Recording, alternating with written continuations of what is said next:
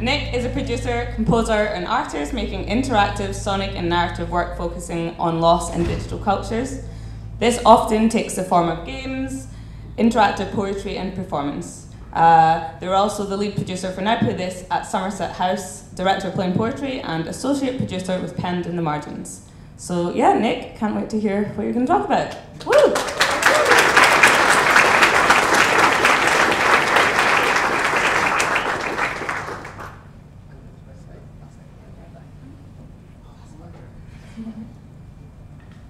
Hello, everybody.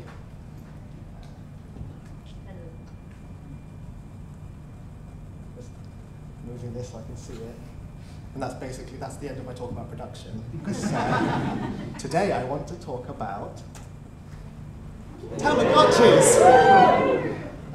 Everyone's done an amazing talk about kind of getting into games, and I feel a bit out of place now. But so I'm sure some of you, as I did, had a Tamagotchi as a kid.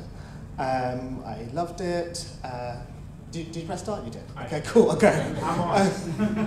As a child, the love faded. I got into Pogs, Go-Go's, yo-yos, those alien goo things that you can stick together.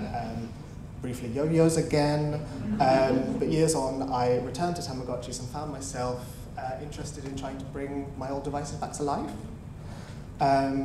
This led to a long fascination in the kind of function of Tamagotchis, about their aesthetic and their context, all of it. Things like this guy. This is the Tamagotchi person mascot, the official mascot. This is a person whose body is the capsuled world of another being. Or it's an entire world with a creature inside, and that world has arms and legs, and that's wild. Launching in 1996 and peaking here in the West about 2 years later, Tamagotchis have continued to have continued success in Japan up to the present day. Even here, though, there is a thriving kind of collector's scene. People are trading tips online. There is a forum called Tamatalk, which is incredible.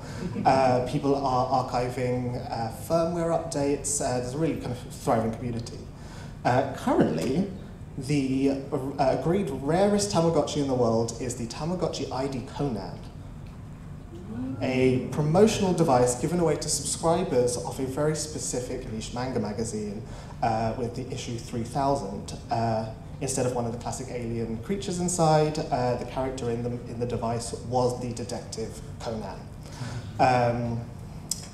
Interestingly, as part of the ID series of devices, this one had the possibility of downloading additional games through infrared. Since then, Tamagotchis have evolved further to be in full color, have Wi-Fi capability, and the ability for digital pets to visit each other across devices. Other experiments along the way have included a sound sensor. Have I got that one? Oh no, no slide for that one, imagine.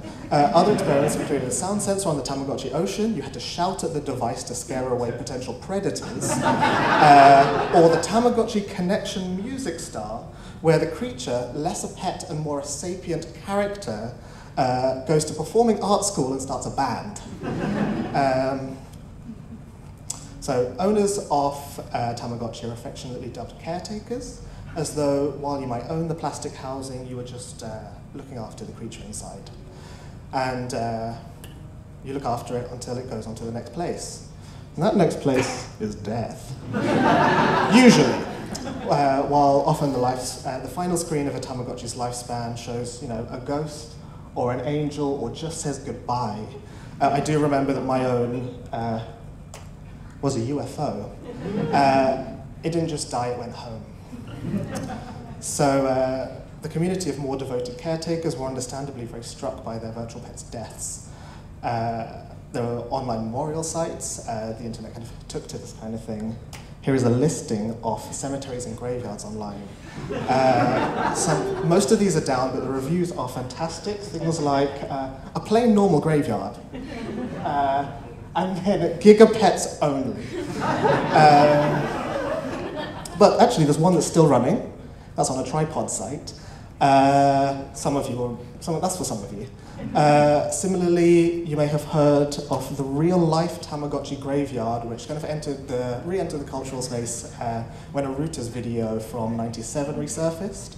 a farmer in Pottsmill, Cornwall, who had already had a pet cemetery, converted part of that pet cemetery into a digital pet cemetery.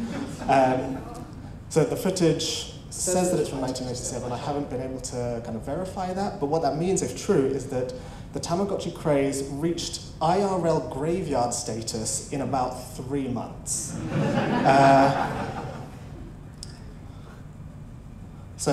I wonder about the subtle shaping off a generation whose digital pets, who may have been given as, bollocks. Skip that bit. So the reason I'm landing on this aspect of my beloved digital pets for today's talk is because I think that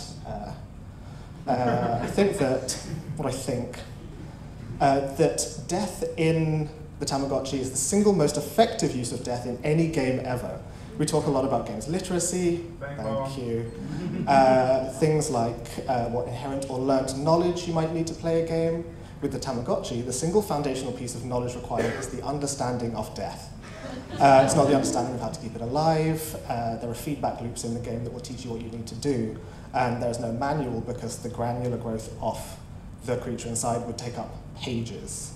I'll skip over a little bit just to kind of come to the end point that death isn't a device or a deterrent with Tamagotchis like in other games. It's not a punitive reaction telling you you have to be better.